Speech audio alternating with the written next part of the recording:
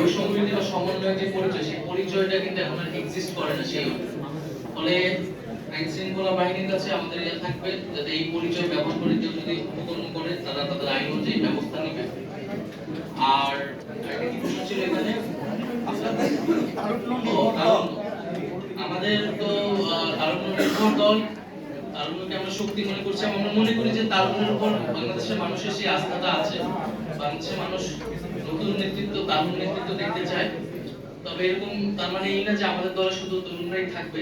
আমরা তরুণরা যারা আমরা সংগঠিত ছিলাম আন্দোলনের মাধ্যমে, আমরা আন্দোলন পরবর্তী সময় আমরা এক হতে পেরেছি, তারা আমরা এই দলটার যাত্রা শুরু করেছি।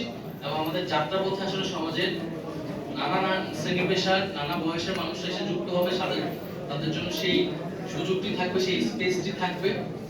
এবং আমরা মূলত আমাদের যে পরবর্তী সাংগঠনিক কার্যক্রম সেখানে মূলত আমরা আগ্রহী হব, মনোযোগী হব।